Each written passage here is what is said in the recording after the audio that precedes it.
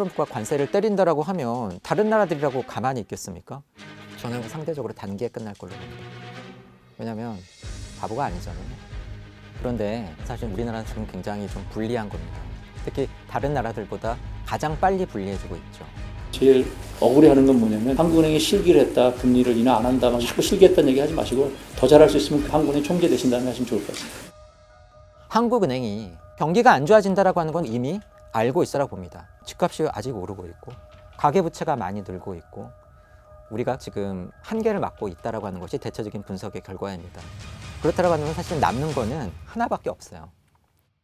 들을수록 똑똑해지는 지식 뉴스. 우리 입장에서 가장 걱정되는 건 관세 전쟁인데 도대체 한국에 대해서 언제쯤 어떤 업종들에 대해서 몇 퍼센트 관세율을 때릴지 지금도 불투명하죠. 말만 자꾸 흘러나오고 답답하죠. 근데 제가 그런 말씀을 드렸던 기억이 납니다. 어쩌면 트럼프조차도 그 계획이 없을 수도 있다. 왜냐하면 관세 전쟁은 양날의 검이기 때문이죠. 관세를 매기게 되면 좋죠. 마음대로 휘두르잖아요. 본인이 원하는 걸 얻어내기 위해서. 제가 트럼프의 뉴스를 보는 캐나다 국민이라고 한다면 사실은 황당할 것 같아요. 우리나라 제품에 관세를 25% 매긴다라고 하는데 그 이유가 우리나라에서 불법 입국자와 마약이 넘어가서랍니다. 그래서 어쩌라는 건가요? 근데 뭔가 하라는 거잖아요. 이런 식으로 트럼프는 원하는 걸 얻어내기 위한 수단으로 앞으로도 저는 관세라고 하는 수단을 쓸 걸로 봅니다. 그런데 이렇게 관세 전쟁을 벌여서 수입품에 관세를 많이 매기게 되면 뭐가 생길까요? 관세 수입이 생기잖아요. 미국의 거시경제 리스크를 언급할 때 항상 언급되는 게 정부가 빚이 너무 많아. 뭐 적자가 나, 재정이. 이런 거 아닙니까? 미국이 특히 트럼프가 다른 나라들에 대해서 매기는 관세를 어떤 시각으로 보고 있는가를 명확하게 알 수 있는 게 저는 이거라고 봐요. 다른 나라들에 대해서 관세를 매기는 것과 관련된 행정관청을 만들겠다고 하지 않았습니까? 근데 그 행정관청의 이름으로 언급되고 있는 게 External Revenue Service예요. 레비뉴 서비스는 세금을 거두는 관청이란 뜻이거든요. 익스터널은 외부란 뜻이잖아요. 우리나라의 국세청에 해당되는 미국에서 미국 국민들한테 세금을 거두는 관청의 이름이 인터널 레비뉴 서비스입니다. 그러니까 한마디로 자, 우리가 나라에서 필요한 세금 수입을 거두는데 미국민들한테 거두는 거는 인터널 레비뉴 서비스. 외국에 관세로 매기는 세금 수입은 익스터널 레비뉴 서비스에서 매기겠다는 거예요. 한마디로 관세는요. 협박의 수단이기도 하지만 사실은 조세 수입의 확보 수단이라고 지금 명확하게 생각을 하고 있는 겁니다. 그런데 이렇게만 말씀드리면 그냥 좋기만 한 것 같잖아요. 근데 사실은 아니죠. 중국산 제품에 관세를 많이 매긴다? 그러면 미국의 중산층이나 서민들이 많이 물건을 사서 쓰는 월마트에서 사야 되는 중국산 제품 가격이 갑자기 급등을 할 겁니다. 미국은 소비가 가장 중요한 국가라고 말씀을 드렸는데 이렇게 물가가 올라서 소비가 위축되면 미국의 성장률이 떨어질 수밖에 없어요. 그리고 관세를 때린다라고 하면 다른 나라들이라고 가만히 있겠습니까? 심지어 미국 입장에서 뭐 쉬워 보였던 캐나다와 멕시코조차도 우리도 가만히 안 있을 거야 그렇게 하고 있잖아요. 유럽도 트럼프 일기 때 트럼프가 관세를 때리니까는 보복을 했죠. 그것도 아픈 부분만 골라서 때렸습니다. 가령 할리 데이비슨 오토바이나 리바이스 청바지 이런 거에 관세 매겼어요. 또는 미국의 트럼프 지지자들이 많은 농산물에 때리죠. 제일 심하게 때리는 나라가 어디가 될까요? 보복 수준으로 따지면 저는 중국일 것 같아요. 왜냐하면 중국은 시진핑, 중국 사람들이 보기에는 황제 같아 보이는 사람이 다스리는 나라인데 우리나라 황제가 다른 나라한테 관세 얻어맞고 가만히 있는다? 그거 이상하지 않습니까? 그러니까 중국은 결코 가만히 안 있겠죠. 가만히 있을 수가 없죠. 그러면 어떻게 될까요? 조금 전에도 제가 할리 데이비슨 또는 리바이스 청바지 이런 거 말씀을 드렸고 또 중국은 예전에 미국 농민들이 수출하는 콩, 옥수수 이런 거에도 관세를 매겼잖아요. 그러면은 다른 나라에 하는 수출이 위축될 거 아닙니까? 그러면 물가가 올라서 미국 가격 소비가 위축되고 다른 나라들이 보복 관세를 매겨서 미국의 수출이 위축되면 소비와 수출이 위축되면 미국의 경제 성장률이 떨어질 거 아니에요. 거기다가 물가도 오른다면서요. 그럼 물가가 오르면서 경제가 안 좋아진 걸 스태그플레이션이라고 부르잖아요. 가장 안 좋은 케이스의 경제 상황이라고 부르는 거 아닙니까? 트럼프가 이걸 모를까요? 아는 거죠. 그러니까 조심스러운 거죠. 도대체 왜 트럼프는 다른 나라들한테 내가 당신 나라에 어떤 품목에 몇 퍼센트의 관세율로 어느 정도의 지속기간 동안 관세를 때릴 거야라고 안 밝혀주느냐. 애초에 정해진 게 없을 수도 있다. 트럼프조차도 모를 수가 있다. 왜냐? 봐가면서 해야 되기 때문에. 미국의 물가는 얼마나 올라가지? 미국의 성장률은 얼마나 둔화되지? 내가 때렸을 때 다른 나라들이 순순히 받아들여 주나? 내가 요구하는 거 응해줄까? 그게 아니라 나한테 보복하나? 세게 하면 어떡하지? 이런 걸 봐가면서 하겠죠. 그러니까 우리 입장에서는 트럼프가 빨리 시간표와 계획표와 이런 청사진을 제시해주면 좋겠지만 저의 예상은 어쩌면 아예 없을 수도 있다. 트럼프조차도 모를 수도 있다. 그래서 전 사실 이런 생각도 듭니다. 어쩌면 이 지구상에서 트럼프를 막을 수 있는 사람은 없을 수도 있을 것 같아요. 하지만 트럼프를 막을 수 있는 건 있을 것 같습니다. 사람이 아닐 것 같아요. 뭐냐면 미국의 물가 상승률, 미국의 경제 성장률, 실업률, 주가 이러한 것들이 요동을 치거나 미국 경제에 불리하게 흘러가면 이것이 트럼프의 관세 전쟁을 진정시키거나 또는 불법 입국자 추방을 완화시키거나 이럴 수는 있을 거라고 봅니다. 저는 관세 전쟁의 영향은 상대적으로 단기에 끝날 걸로 봅니다. 왜냐하면 바보가 아니잖아요. 미국 경제에 부메랑이 돼서 돌아오는 관세 전쟁을 지속적으로 오랫동안 한다. 그러면은 미국 경제도 부담이 될 텐데. 미국에서는 앞으로 물가 상승에 대한 우려가 커질 가능성이 높습니다. 제가 작년 연말에 출연을 해서 미 연준이 금리 인하를 시작은 했지만 금리를 빨리 낮출 생각도 없어 보이고 많이 낮출 생각도 없어 보인다. 이번 코로나가 지나고 나서 물가가 급등했던 시기에 미 연준은 이 물가를 닫겠다고 정책 금리를 5.5까지 올렸습니다. 그러다가 지금 낮추기 시작해서 3 정도까지 낮추겠다고 했어요. 예전에 가장 높이 올렸을 때가 2.5인데 이번에 낮출 때 가장 많이 낮춰도 3이라고 응답을 한 거예요. 12월 미국의 FOMC 통화정책 결정회의를 거치면서 사실은 앞서 말씀드린 내용은 더 강화된 걸로 보입니다. 3개월이 지나서 12월 미국의 통화정책 결정회의 FOMC 이후에 발표된 미 연준 이사들을 대상으로 한 설문조사 결과를 보면 9월에 26년 말에 달성할 것으로 예상했던 2% 물가 상승률 목표 도달 시기를 1년 늦춰서 27년 말이 될 걸로 응답을 했고요. 낮췄을 때의 저점에 해당되는 장기 적정 금리 수준이 2.9였다가 3.0으로 도리어 더 올라갔다. 그래서 한마디로 금리를 더 낮출 생각이 없어졌고 금리를 빨리 낮출 생각이 더 없어졌다. 그래서 이러한 추세가 강화되고 있는데 제가 보기에 그 이유는 사실은 인플레에 대한 걱정이고 아직 물가가 완전히 잡힌 게 아닌 것 같은데 물가가 또 오르면 어떡하지라고 하는 걱정을 하고 있는 듯이 보이고 그 주된 이유에는 트럼프가 있다. 트럼프가 대통령이 되고 나면 뭐 관세든 감세든 불법 입국자 추방이든 이러한 요인들이 트럼플레이션이라는 이름으로 물가상승 압력을 높일 수 있으니 미 연준분들은 이것에 대해서 상당히 심각하게 걱정을 하고 있는 걸로 읽힌다. 사실은 올해 1, 2월이 지나면서 제가 보기에는 이러한 사실들이 확인되어져 가고 있고 금융시장에서는 거기에 대해서 더 우려를 하게 됐고 그러다 보니 이제 앞서가는 쪽에서는 미 연준이 이제 금리 인하 더 이상 안 하는 거 아니야? 이제 남은 거 금리 인상으로의 전환 아닌가? 이러한 걱정을 하고 있고 그것 때문에 국제 금융시장에서 뭐 금리도 출렁거리고 환율도 출렁거리고 주가도 출렁거리고 있는 것으로 보인다. 그런데 결국은 물가는 높을까 봐 우려가 되는데 금리 인하는 시작을 했지만 기대한 것만큼 많이 낮추지도 않은 상태에서 금리 인하 사이클이 끝나버릴 수 있고 그렇게 되면 앞서도 제가 코로나 이전에 있었던 미국의 금리 인상 사이클 때의 고점이 2.5라고 했는데 이번에 낮추는 저점이 3.0이라고 한다면 직전 금리 인상 사이클 때의 고점보다도 이번 인하 사이클의 저점이 더 높은 겁니다. 그러면 이 상황을 우리가 고금리 상황이 해소됐다고 볼 수가 있느냐? 저는 아닌 것 같아요. 그러면은 벌써 고물가 고금리죠.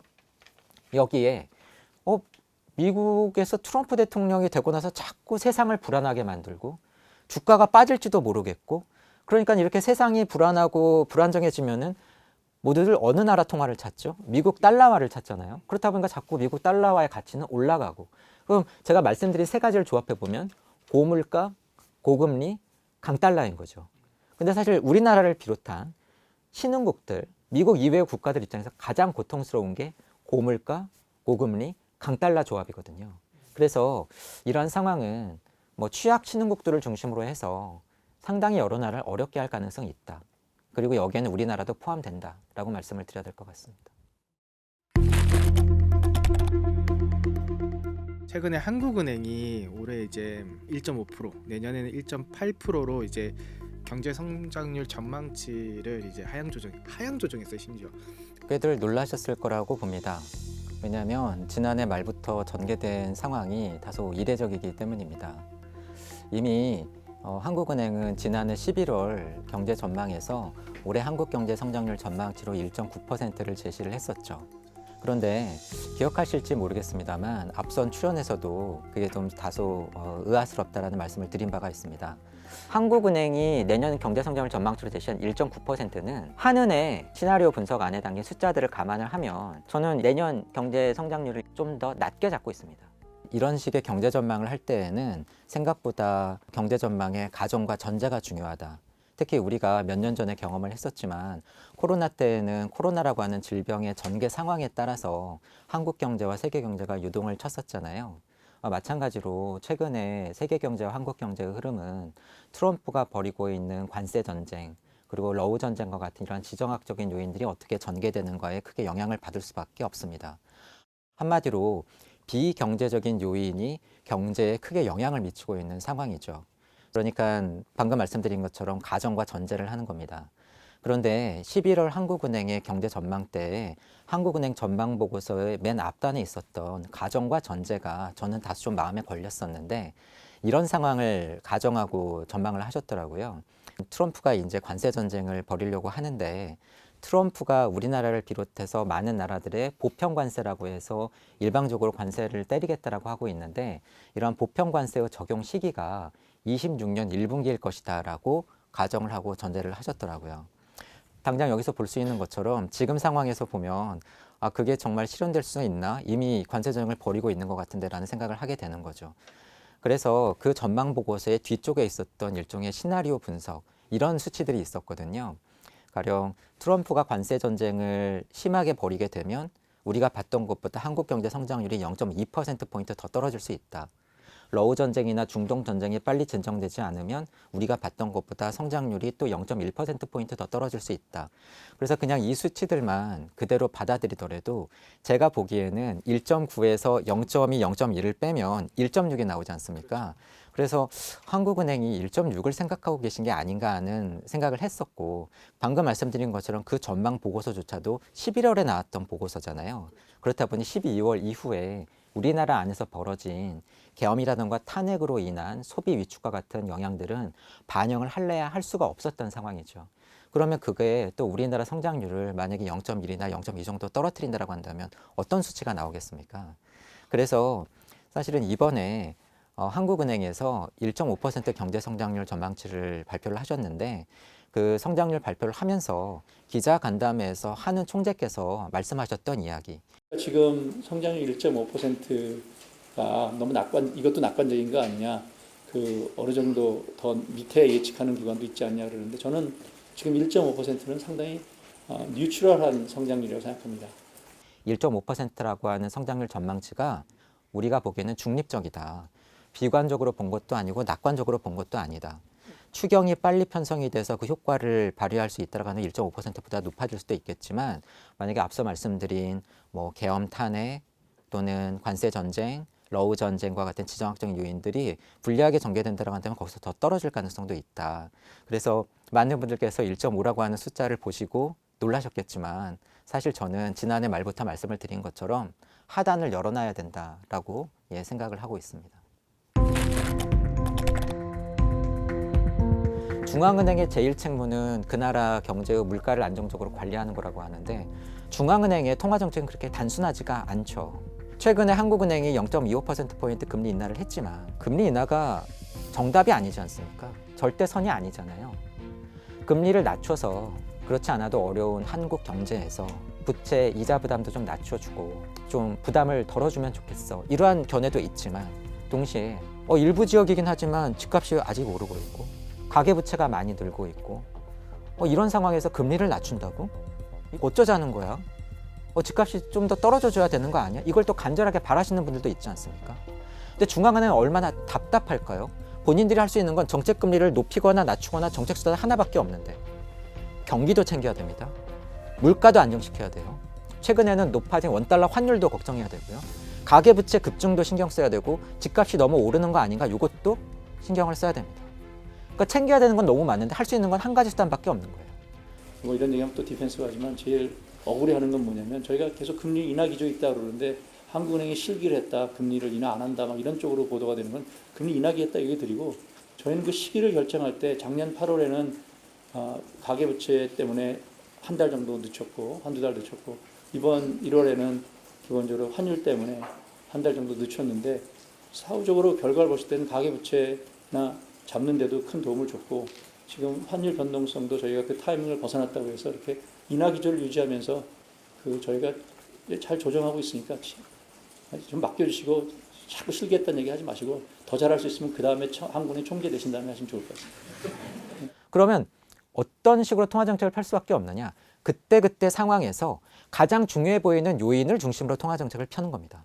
한국은행이 왜 1월이 아니라 2월에 금리를 인하했느냐? 경기가 안 좋아진다라고 하는 건 저는 한국은행도 이미 알고 있었고 어느 정도 인정하고 있었다고 봅니다. 왜냐하면 한국은행은 원래 분기에 한 번씩 경제 전망을 발표하거든요. 지난해 11월에 전망을 발표했으니 정상적인 다음번 전망 발표 시기는 올해 2월입니다. 통화정책 결정회의 끝나면서 동시에 나왔어야 돼요. 그런데 1월에 공식적인 경제 전망도 아니고 한국은행 블로그에 갑자기 어떤 글이 올라와서 우리가 보니 한국 경제 성장률이 11월에 봤었던 1.9가 아니라 1.6이나 1.7밖에 안 될 것 같다. 그건 계엄과 탄핵 때문인 것 같다. 라고 하셨거든요. 저는 다소 좀 생각은 다릅니다. 계산을 해보면 계엄과 탄핵이 우리 경제에 악영향을 주는 건 분명하지만 그렇다고 해서 경제 성장률 0.3%포인트나 떨어뜨릴 거라고까지 보지는 않아요. 여기에는 원래 한국은행이 전망을 할 때 다소 낙관적으로 봤었던 관세 전쟁 또는 지정학적인 요인들에 대한 가정과 전제가 다소 낙관적이었기 때문에 다른 방향으로 실현되어 가고 있었던 그런 요인도 꽤 크다고 봅니다. 하지만 어쨌든 간에 한국은행조차도 1월에 우리가 당초 봤던 것보다 경제가 안 좋다라고 하는 거를 받아들이고 계셨던 셈이잖아요. 하지만 1월에 한국은행 금리를 낮추지 않았습니다. 왜? 원달러 환율이 너무 올라가고 있었기 때문에. 환율이 불안하니 이러한 상황에서 한국이 금리를 낮추면 원달러 환율이 1,500원을 넘어가면 어쩌나 이런 불안감이 있었거든요. 그럼 2월에는 왜 낮췄느냐? 환율이 그나마 큰 폭은 아니지만 급등세는 진정되었기 때문이죠. 하지만 그런 상황에서 돌아봤더니 1.5%까지 성장률 전망치를 낮춰야 될 정도로 경기가 심상치 않네. 그렇다 보니 웨이트를 경기 쪽에 가장 많이 두고 통화정책을 편 겁니다. 그렇게 따진다라고 한다면 미국과 한국의 앞으로의 통화정책은 어떻게 될 것이냐. 저는 미 연준은 어쩔 수 없이 트럼플레이션에 대한 우려를 안고 갈 수밖에 없다고 봅니다. 트럼프가 관세 전쟁을 포기하지 않을 거예요. 불법 입국자 추방을 포기하지 않을 겁니다. 이것은 지속적으로 미국의 물가 상승 압력을 불러일으킬 겁니다. 미 연준 분들은 여기에 대해서 가장 걱정하시는 분들일 거예요. 그래서 저의 전망은 올해 미 연준은 한 차례 정도의 추가 금리 인하 정도가 남아있다고 봅니다. 한국은 미국과는 조금 다르죠. 왜냐하면 미국의 상황도 동시에 살펴야 되거든요. 근데 미국이 조금 전에 말씀드린 것처럼 금리를 많이 안 낮출 것 같다고 말씀을 드렸잖아요. 미국이 안 낮췄는데 우리는 2월에 낮췄습니다. 이것도 부담이죠. 그런데 앞으로 미국이 조금 전에 말씀드린 것처럼 또 많이 안 낮추는데 한국이 또 여러 번 많이 낮춘다. 이것도 부담입니다. 그렇다 보니 저는 한국은행이 지금까지 인정하고 있는 경기에 대한 판단 그리고 잘 안 떨어지고 있는 원달러 환율 수준 그리고 금융감독당국이 지속적으로 평행하고 있는 가계부채에 대한 우려 이러한 것들을 종합적으로 감안해 볼 때 한국 역시도 올해 한 차례 정도 0.25%포인트 정도의 금리 인하만이 남았다라고 봅니다. 하지만 제가 강조하고 싶은 건 뭐냐면 지난해 4분기에 많이 받았던 질문이 한국은행이 언제쯤 금리 인하 시작할까요? 그러면 가계대출 금리는 얼마나 떨어질까요? 라고 하는 부분이었어요. 하지만 실제 벌어진 상황은 정반대였습니다. 4분기에 한국은행이 0.5%포인트 정도 정책금리를 인하하는 동안 여러분들께서 이자를 내시는 가계대출 금리는 신규 취급액 기준으로 0.5%포인트 정도 도리어 금리가 올랐어요. 그럼 이게 무슨 상황이냐라고 하는 겁니다. 한국은행의 정책금리 인하를 기다리고 기대하셨던 분들의 희망은 뭐였을까요? 한국은행이 정책금리를 인하하면 가계대출 금리가 떨어지면서 사람들이 부담이 줄어서 소비를 늘리고 우리 경기가 살아나는 데 도움을 주는 걸 기대하시는 걸 거 아니에요. 이거를 경제학적으로는 전통적인 통화정책의 금리 전달 경로라고 부릅니다. 그런데 한마디로 지난해 4분기에는 이 경로가 제대로 작동하지 않았던 거예요. 그러면은 중요한 건 이미 올해도 2월에 금리 인하를 했고 앞으로 또 금리 인하가 있을 수도 있죠. 금리 인하를 하느냐 안 하느냐도 중요하지만 시중금리, 대출금리가 어떻게 움직이느냐가 중요하다. 그리고 여기에는 금융감독 또는 시중은행들이 실제로 돈을 빌려줄 때 기준금리에 덧붙이는 가산금리 이러한 것들이 어떻게 변하는가가 사실은 더욱더 중요할 수도 있다라고 봅니다. 만약에 1.5%보다 더 내려가는 하단의 성장률이 나왔을 때는 이게 어느 정도의 어떤 그 무게감으로 저희가 받아들여야 되나요? 말씀하신 그런 무게감과 관련해서 이러한 수치들을 우리가 어떻게 받아들여야 되는가. 특히 한국 경제 성장률 전망치가 올해 1.5고 내년 1.8이면 2년 연속 2%가 안 되잖아요. 그래서 저는 내년도 성장률 1.8%가 되면 받아들여야 된다고 생각합니다. 그리고 그것이 우리 실력이라고 생각하고 하는 총재께서는 이게 우리 진짜 실력이야 라는 말씀을 하셨죠. 그렇다고 한다면 이게 실력이다라고 하는 말을 우리가 어떻게 받아들여야 될 것인가. 만약에 우리의 잠재 성장률이 정말로 2% 내지는 그 아래로 떨어졌다라고 한다면은 제가 보기에도 그 이상의 수준을 달성하는 것은 사실은 쉽지 않다. 뭔가 과속을 하거나 과열을 내지 않는다라고 한다면은 이것이 쉽지 않을 가능성이 있다라는 의미로 받아들이시면 좋을 것 같습니다. 너희는 가지고 있는 인구 노동력이 이 정도야. 근데 그러면서 보면 우리나라는 사실 지금 굉장히 좀 불리한 겁니다. 특히 다른 나라들보다 가장 빨리 불리해지고 있죠. 왜냐하면 인구가 늙은 정도를 나타내는 고령화 수준으로 보면 아직 일본 정도나 유럽 정도보다는 낮지만 대신에 얼마나 빨리 늙고 있나라고 하는 고령화 속도로 따진다라고 하면 우리가 세계 최고거든요. 이미 있는 인구가 늙는 것도 그렇지만 사실은 새로운 인구도 중요한데 아이가 잘 안 태어나고 있잖아요. 다행스럽게도 최근에는 낮았던 출산율이 다소 반등하는 조짐을 보이고 있지만 여전히 0.7명대입니다. 이게 어느 정도냐면 OECD 국가라고 불리는 우리가 이름을 들어봤을 법한 국가들 중에서 이러한 합계 출산율이라고 부르죠. 여성 한 명이 평생 동안 가임 기간 동안 낳을 것으로 예상되는 이 아이의 숫자가 사실은 출산율이거든요. 합계 출산율. 이게 1명 아래인 나라가 우리나라밖에 없어요. 사실은 이 출산율이 낮다라고 하는 대표적인 국가들이 이탈리아 이런 남유럽 국가들도 있었고 일본도 저출산 국가지만 이런 나라들도 1.1명대입니다. 그러니까 우리나라는 사실은 좀 유례를 찾아보기 어려울 정도의 낮은 출산율을 기록을 하고 있고요. 이러면서 우리는 잠재 성장을 측면에서 보면 일단 인구적인 측면에서 이렇게 한 단계 지금 내려 깔고 가고 있다. 그리고 점점 더 어려워질 가능성이 있다라고 하는 부분이고요. 두 번째로는 그럼 사람으로 안 돼? 그럼 또 다른 중요한 생산 요소는 돈이잖아요. 투자. 그런데 가만히 보면 이게 돈을 많이 써서 생산력을 높이는 거는 어느 정도 할 만큼 한 셈입니다. 많은 분들이 모르시는데 우리나라가 로봇 활용도에 있어서는 사실은 세계 최고 레벨이에요. 그러니까 뭐 자동차 업종 이런 곳들을 중심으로 해서 공장이나 근로자 한 명당 어느 만큼의 로봇을 쓰고 있나 이런 로봇 장비율 레벨로 따져보면 우리나라가 지금 세계 최고 수준이거든요. 그러니까 이런 식으로 할 수 있는 부분은 이미 우리가 어느 정도 하고 있다. 특히 더 중요한 건 뭐냐면 이렇게 사람이 꼭 있어야 되는 부분도 있단 말이죠. 근데 이렇게 돈을 계속 쏟아부어서 성장률을 높이는 데는 지금 한계를 맞고 있다라고 하는 것이 대체적인 분석의 결과입니다. 그렇다고 하면 사실은 남는 거는 하나밖에 없어요. 우리가 흔히 생산성이라고 부르는 부분입니다. 이런 거예요.